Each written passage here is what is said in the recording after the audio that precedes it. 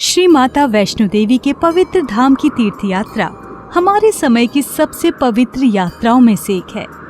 माँ का ये दरबार अपने बच्चों की समस्त मनोकामनाओं को पूरा करने के लिए प्रसिद्ध है।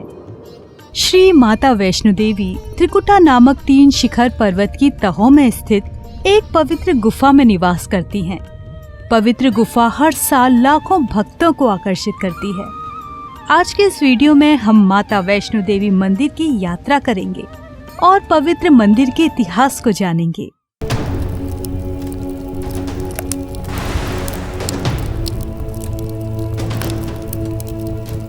पुराणों के अनुसार त्रेता युग के दौरान कई बुरी ताकतों ने धरती माता भूमि देवी को धमकाना और उन पर हमला करना शुरू कर दिया।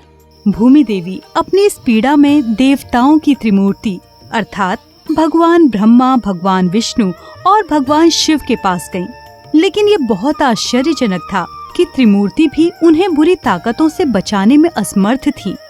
ये देखकर त्रिमूर्ति की पत्नियों देवी सरस्वती, देवी लक्ष्मी और देवी काली ने अपनी सामूहिक आध्यात्मिक शक्ति को एकत्र किया। उस स्थान पर आश्चर्यजनक रूप से एक उज्जवल प्रकाश निकला, जहाँ तीनों रूपों के तेजस का संगम हुआ और इस तेजस से एक सुंदर युवा बालिका उत्पन्न हुई। उस बालिका ने उनसे पूछा, मुझे क्यों उत्पन्न किया गया है? देवी ने उसे समझाया कि उसे इसलिए बनाया गया है ताकि वो पृथ्वी पर रह के अपने समय को धार्मिकता को बहाल करने में व्यतीत करे। देवी ने कहा, अब तुम रत्नाकर और उसकी पत्नी के घर जन्मोगी, जो भारत के दक्षिणी भाग में रहते हैं और वो हमारे महान भक्त भी हैं। धरती पर रहते हुए तुम्हें धार्मिकता को बनाए रखना है और खुद को आध्यात्मिक रूप से इतना विकसित करना है जिससे तुम चेतना के उच्च स्तर तक पहुंच जाओ। एक बार जब तुम उस चेतना के उचित स्तर को प्राप्त कर लेती हो तो तुम विष्णु में विलीन हो जाओगी और उनके साथ ही एक हो जाओगी। ऐसा कह के उन्होंने बालिका को आशीर्वाद दिया। कुछ समय बाद रत्नाकर और उसकी पत्नी के घर एक बहुत ही सुंदर कन्या का जन्म हुआ। दंपत्ति ने बच्ची का नाम वैष्णवी रखा। बालिका में बचपन से ही ज्ञान की अपार भूख थी, जो एक भंवर की तरह थी, जिसे कोई भी शिक्षण या विद्या पर्याप्त रूप से तृप्त नहीं कर पा रही थी। वैष्णवी ने ज्ञान प्राप्ति के लिए अपने भीतर की ही तलाश शुरू कर दी और जल्द ही उसने ध्यान की कला सीखी। और तब उसने ये महसूस किया कि ध्यान और तपस्या ही उसे उसके बड़े उद्देश्य के करीब ला सकती है। इस प्रकार वैष्णवी ने सभी घरेलू सुख सुविधाओं को त्याग दिया और ध्यान के लिए जंगल की ओर चली गई। इसी बीच भगवान राम अपने 14 वर्ष के वनवास के दौरान वैष्णवी से मिले, जिन्हें उसने तुरंत ही भगवान विष्णु के अवतार के रूप में पहचान लिया। उसी दौरान वैष्णवी ने भगवान विष्णु से खुद को अपने आप में समाने के लिए कहा ताकि वो सर्वोच्च निर्माता के साथ एक हो जाए। हालांकि भगवान राम ने ये जानते हुए कि अभी उचित समय नहीं है, उसे मना कर दिया। उन्होंने उससे कहा कि वो अपने निर्वासन की समाप्ति के बाद फिर से उससे मिलने आएंगे और उस समय यदि वो उन्हें पहचानने में सफल रही तो वो उसकी इच्छा पूरी करेंगे। अपने शब्दों का पालन करते हुए सिया राम युद्ध में विजयी होने के बाद फिर से उससे मिलने गए, लेकिन इस बार वो एक बूढ़े व्यक्ति के भेष में आए और दुर्भाग्य से वैष्णवी इस बार उन्हें पहचान नहीं पाई और व्याकुल हो गई। इस पर भगवान राम ने उसे सांत्वना दी कि अभी निर्माता के साथ उसके मिलन का उचित समय नहीं आया है। वो समय कलयुग में आएगा जब वो कालकी के रूप में अवतार लेंगे। भगवान राम ने उन्हें ध्यान करने और त्रिकुटा की पहाड़ियों की तलहटी पर एक आश्रम स्थापित करने का निर्देश दिया ताकि उनका आध्यात्मिक स्तर और ऊंचा उठ सके, जिससे मानव जाति को आशीर्वाद प्राप्त हो और गरीबों और निराश्रितों को उनके कष्टों से छुटकारा मिल सके। ऐसा होने पर विष्णु उन्हें अपने में समाहित कर लेंगे। ऐसा सुनते ही वैष्णवी तुरंत उत्तरी भाग के लिए रवाना हुई और अत्यधिक कठिनाइयों के बाद त्रिकुटा की पहाड़ियों की तलहटी में पहुंच गईं। वहां पहुंचकर उन्होंने अपना आश्रम स्थापित किया और ध्यान में मग्न हो गईं। भगवान राम की भविष्यवाणी के अनुसार माँ की महिमा दूर दूर तक फैल गई और लोग उनका आशीर्वाद लेने के लिए उनके आश्रम में आने लगे।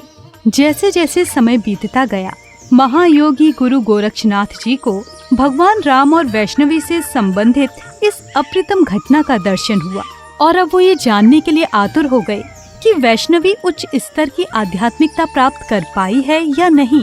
इसलिए उन्होंने सत्य का पता लगाने के लिए अपने सबसे योग्य शिष्य भैरवनाथ को भेजा। आश्रम का पता लगने पर भैरवनाथ ने गुप्त रूप से वैष्णवी का अवलोकन शुरू कर दिया। उन्होंने महसूस किया कि एक साध्वी होते हुए भी वो हमेशा अपने साथ धनुष बाण रखती थी और हमेशा वानरों और खूंखार शेरों से घिरी रहती थी। वैष्णवी की असाधारण सुंदरता से भैरवनाथ मोहित हो गए और सभी अच्छे ज्ञान को खोते हुए उन्होंने वैष्णवी को उनसे शादी करने के लिए उकसाना शुरू कर दिया। इसी बीच वैष्णवी के एक परम भक्त पंडित श्रीधर ने एक सामुदायिक भोजन का आयोजन किया, जिसमें पूरे गांव महायोगी गोरक्षनाथ जी और उनके शिष्य भैरव सहित उनके सभी अनुयायियों को आमंत्रित किया गया। भोज के दौरान भैरवनाथ ने वैष्णवी को पकड़ने का प्रयास किया। वैष्णवी ने भी खुद के बचाव की पूरी कोशिश की, लेकिन जब वो ऐसा करने में असफल होती दिखी तो उसने अपनी तपस्या को बिना किसी बाधा के जारी रखने हेतु पहाड़ों में भागने का फैसला किया। हालांकि भैरवनाथ ने वहाँ भी उनका पीछा नहीं छोड़ा। देवी वर्तमान नाम से चर्चित बाण गंगा चरण पादुका और अर्धकुंवारी में रुकने के बाद अंततः पवित्र तीर्थ गुफा तक पहुँच गयी।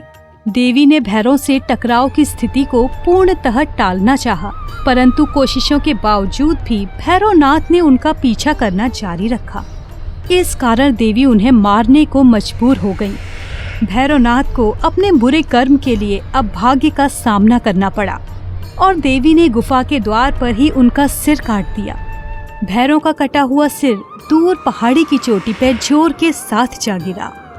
अपने अंत समय में भैरवनाथ को अपने कर्म की निरर्थकता का एहसास हुआ और उन्होंने देवी से क्षमा याचना की। सर्वशक्तिमान देवी ने भी भैरव पे दया की और उन्हें वरदान दिया कि देवी के हर भक्त को उनके दर्शन के बाद भैरव के दर्शन करने ही होंगे और तभी एक भक्त की यात्रा पूरी होगी। जैसे जैसे समय बीतता गया, इसी बीच वैष्णवी ने अपने मानव रूप को छोड़ने का फैसला किया और एक चट्टान को अस्तित्व मान उसमें खुद को हमेशा के लिए ध्यान मग्न कर समाहित कर दिया। इस प्रकार वैष्णवी की 3 सिरों वाली 5.5 फीट ऊंची चट्टान या पिंडियां एक भक्त का अंतिम गंतव्य है। ये पिंडी श्री माता वैष्णो देवी जी के मंदिर की पवित्र गुफा के गर्भगृह में स्थित है, जो सभी के द्वारा पूजनीय है। मंदिर में साल भर श्रद्धालु आकर पूजा अर्चना करते हैं। नवरात्रि और दिवाली का त्योहार मंदिर में प्रमुखता से मनाया जाता है। मंदिर दुर्गा को समर्पित 108 शक्ति पीठों में से एक है, जिन्हें वैष्णो देवी के रूप में पूजा जाता है। आशा करती हूँ कि आपको वैष्णो देवी मंदिर की ये यात्रा अच्छी लगी होगी। इस इतिहास को अपने दोस्तों और परिवार के साथ जरूर साझा करें। अगली बार मिलने तक जय माता दी।